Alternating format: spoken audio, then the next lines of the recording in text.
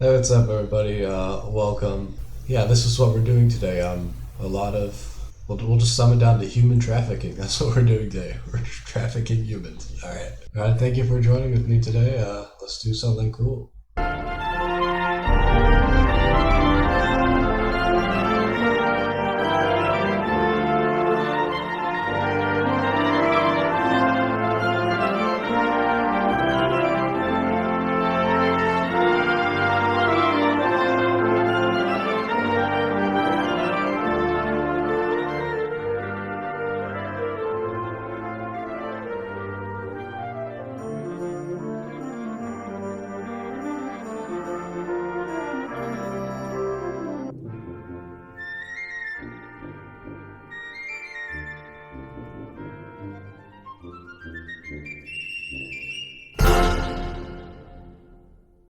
So, if you remember from the last episode, we started the work on our own village.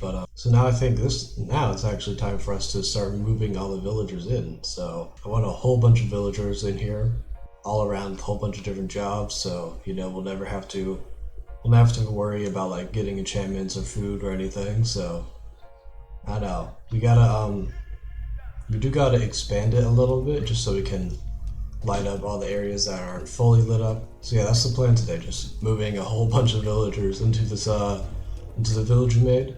Before, one of the problems is that we're getting a lot of mob spawns around here, and I don't want to. Oh, he's dead. We're getting a lot of mob spawns around here, and I don't want to go through all the effort of getting a whole bunch of villagers here if we're not gonna, and they're just gonna die in a couple days to mobs. I don't know. We'll probably expand some of the pathways a little bit and probably put in a couple more buildings just to fill up all the empty space with the light, so we can try to limit the amount of mob spawning as much as possible. Well, I actually got this cool plugin, whatever you want to call it, that tells me actually the light levels of every block I'm looking at. So it's actually really cool. So, and we'll just try to fill up as much of the red as possible. Playing this game on and off for the past 10 years, you get used to it, and then when we add something new, even if it's just small, like adding numbers to the floor. It's kind of cool to look at. Yeah, we'll use this. We'll make sure the village is hospitable before all the villagers move again. But yeah, all right, shouldn't be too hard.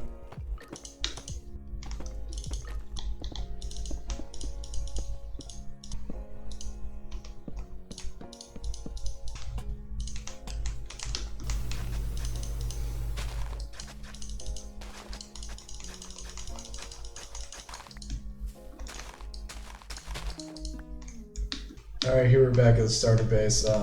Gonna breed some villagers. Unfortunately, I forgot that I had the raid curse, so I ended up my iron farm villagers all died from here, but we got 5 totals of them dying. Yeah, nothing else happened. All right, we're here in our trading room. I'm just gonna start breeding. The breeding center. This is ethical. This is an ethical practice to be doing, breeding human beings for your own capital gains. Alright, so yeah, the population is growing ever so slightly. I love unprecedented, uncontrolled population growth. It's beautiful. But I think we got enough to start moving them. I already have another portal set up, so let's go. Another thing we gotta do is get all of our villagers that we've trapped in these houses over there, so I don't think you could have ended up in a more annoying spot for me to deal with. So I'm gonna have to destroy half the farm just so you could live out your fantasy of being a melon. Selfish. People these days. No, the children got out. They're so fast. No! Okay. Bro, no, do not play with the interdimensional portal. Do not play with the literal gateway to hell. That's why I opened one block for 5 seconds to let a couple villagers out. Then all the children just get instantly transported to hell. Alright, time to save the children, apparently. This is what happened. This is what happens when you don't follow rules. You get sent to the wastelands of hell. Alright, well, I trapped all the all the babies in the Nether. So and we'll just wait till they grow up. This is what you get for playing near the gateway to literal hell. That's right to me. Now you get to spend the rest of your childhood alone in a dark box. Kids these days, am I right? We're gonna probably doing these in batches of 4 or something, but you know, one thing I've heard a lot is that people don't like the furnace minecart. I am in the position that this is one of the best blocks in the game. Look at this. If I don't want to spend a whole bunch of time getting powered rails and then going around pressing redstone on each of them. So I could just get our handy dandy Minecraft furnace right here. Look at this, it's gonna push all of them. Look at that. Best block in the game, I will not accept any slander. Look at that, look how efficient. Loki, underrated block right here. I know this is the setup we got right now. So I want to zombify all these guys at least once, but the problem is that they may get scared seeing a zombie and spawning an iron golem, which will result in the death of at least 1 zombie and 1 villager. And that's not really ideal for our overall goals at this moment in time. We'll probably just devise some special zombie chamber. So we probably got like 15 more villagers to bring over. Bro, I didn't even know this. Look at this. I accidentally put a minecart on him as a boat. He's just going. Wait, can I do it this good? Alright, so if I just...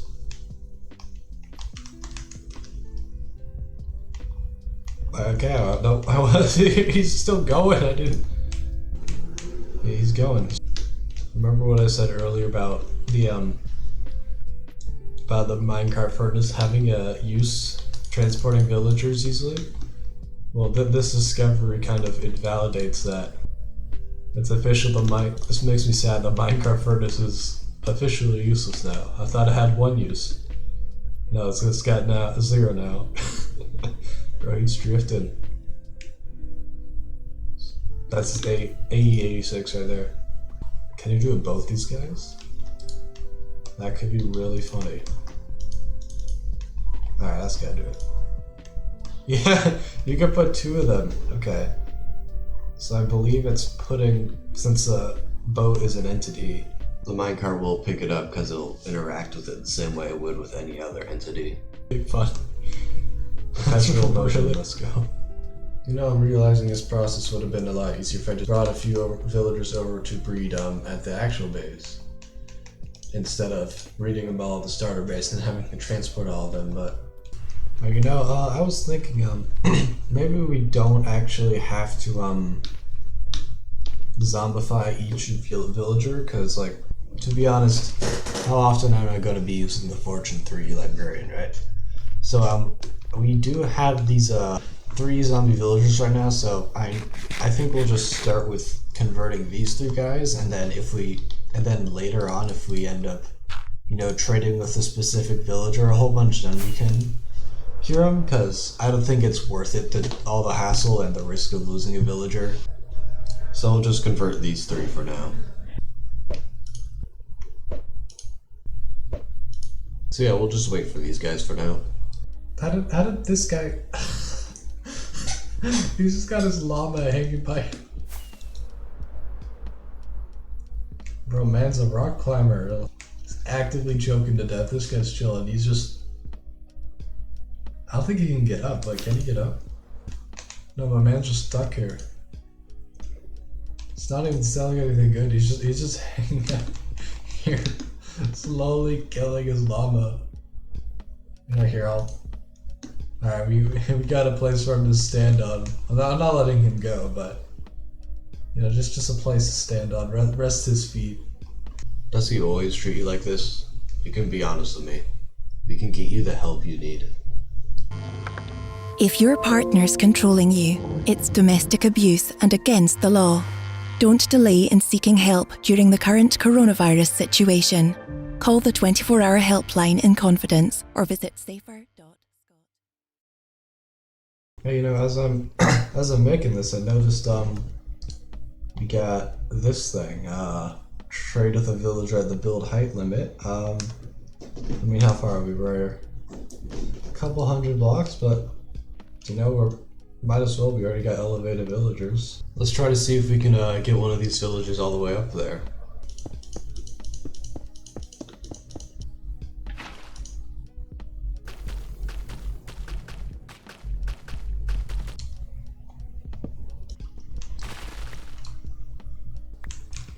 Well, let's just coerce him in there. He's going. He's going. Catch up to him. Perfect, and he's alive. Did I bring emeralds or paper? I did not do either of those. Okay, I'll be back. Gonna buy a map. Okay, did we get the thing? Okay, we got... Funny, we got all that work for some text. But, should show up. And there we go. You'll notice that, some things like this don't line up. There's not, because my game often crashes. So that means I'll often reset my player data, which includes the achievements. So I guess we'll have this achievement until next time my game crashes, but until then, that's cool. I did notice there's this. Top of the world to the bottom of the world. And you know, we are at the top of the world. We're halfway done. We're gonna go for that achievement, alright? We'll just dig a hole going down to bedrock. Okay, I am slightly stupid. I did build the hole, but this isn't the bottom of the world. This is the bottom of the world. So I'm gonna have to build it again. That's okay, it doesn't matter. Alright, so we got the actual build height limit, which is Y320 to Y64. So we're ready to do this. Now we have two options here. I could just put water there and just be fine. Or we could do something a lot cooler and will make me look cool. The classic MLG water bucket we're going to be attempting at. You know, I'm building a staircase just in case I die, but I just want to say I did not measure this out at all. That's exactly the amount of stairs I needed. The exact angle. Don't want to flex or anything, but I'm just saying. Alright, well, we got the bucket, we got the marker, we got everything in here. Yeah, I just need to... Wait, what is that? What's that music coming from? Where's that music coming from? Did I bring that?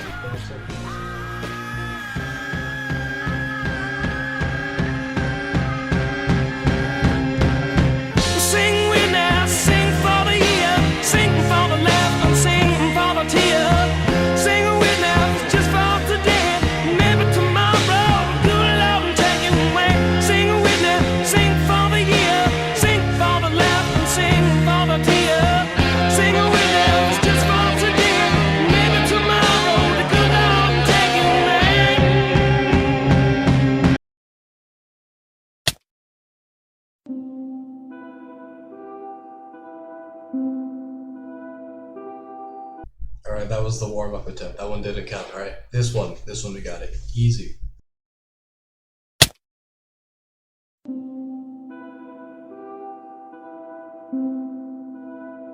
Alright, it's okay. It's okay. You know, we're just getting back into it, getting a little rust off.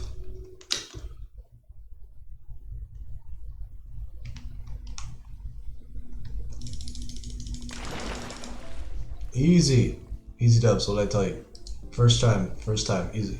Okay, how do I get out? That works. Alright, well, we did it. What did we get? We got this achievement. We got this achievement, cool. So yeah, I will have those until my game crashes next, but yeah, I got proof, okay. Let's actually bring this guy down to his new house. Alright, can we even make this from here? Well, no, we cannot. We cannot make it, but that's okay. Not too lazy to move him up right now. Let's just encase him for now. That's good enough for now. You know, they say about living in glass houses. Yeah, you know what they say. I decided to leave this here just like as a memento to like, you know, when we did this every time we walk by this, we could like, oh, that's when I failed the MLG water bucket. I think having random things like that in a Minecraft world is always fun to look at. a cool reminder of past events, just like, even if it doesn't exactly fit the surrounding theme, it fits the development of you as a player, which is kind of cool. So I think we got all the villages that we need for at least now, so it's time, I believe, to start setting up exactly where they're gonna be, and getting them into their respective houses. It does mean we're gonna actually have to worry about the interiors of houses, but yeah, I'm just gonna do like a cool montage through it, so you don't have to sit through every design choice. Yeah, we're finally here, let's do it. As I was in the process of building all this, I kept having the feeling that a lot of the design choices I was making wasn't exactly ideal. I didn't think that it looked entirely awful, but it wasn't as great as it could have been. And that's something I think a lot about in Minecraft building, asking myself, is this block configuration the best possible way for me to display my idea? Because there's a certain sequence of design choices that I could have made that would have maxed out the potential impact of this build. Like, would it be better if this room was one block higher or one wider, or what if the logs are stripped, or what if I added another room or redid the texturing? If I only made the best possible decisions, then I could maximize the impactfulness of this build. Of course, this idea could be implemented into like our personal lives by constantly asking ourselves, is what I'm doing maximize my positive impact towards others and my goals? Then it becomes easier to create a foreseeable path and makes it easier to adapt to said goals. It changes our perspective of achieving or changing not as a matter of effort, but as a matter of choices. Because if something's hard, you would never choose a less ideal choice. Of course, there's the other side of this, the negative side, where every non-ideal choice you make is actively lowering your overall potential impact you can have as a human being. To be honest, I find myself often falling into this idea that it doesn't matter how hard you try, because if you mess up once, it will invalidate a significant portion of the work that you've done to get yourself there. Now, this is obviously detrimental, because this will make you extremely paranoid about making any little mistake. In my own personal life, me misplanning a couple events and not understanding a couple sets of paperwork kind of caused me to take an unintentional gap year, which has been an active detriment to my overall plans and overall well-being. But if we take this approach that if we're just constantly self-evaluating ourselves and asking if we're doing is the best possible thing I could be doing, and even though if you aren't always making the best choices, you're still going to be making significantly more progress towards whatever you want to be than you would if you weren't constantly self-evaluating. Unless you want to consider this set of paths, unless you want to consider the mistakes you make in this set of choices as part of the set of choices. But that's slightly too meta for a Minecraft Let's Play. Yeah, anyways, the Minecraft build was cool. Yeah, we made stuff in Minecraft. Okay, that was a lot more painful than I wanted it to be. But we did it. Yeah, we got a whole bunch of villagers. I think we got 33, 34 in total. A lot of the interior designs I did for the inside the building, I don't think they're the greatest. Obviously, some of them turned out better than others. It's just been taking so long to get this one episode out, or yeah, the amount of effort for this episode has been a lot bigger than the other two episodes, so I don't know, I kind of just wanted to get this done. So I think over time we're going to be adding and subtracting and editing around this whole project, but I think this is a good stopping point for now.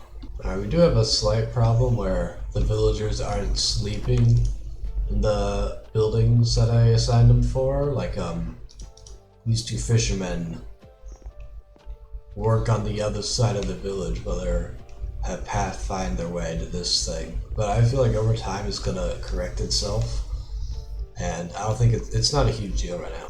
thank you gamers for hanging out with me. It's been something. Hopefully we'll get another episode soon. But yeah, oh wait. I'm gonna have to clean all this up, don't I?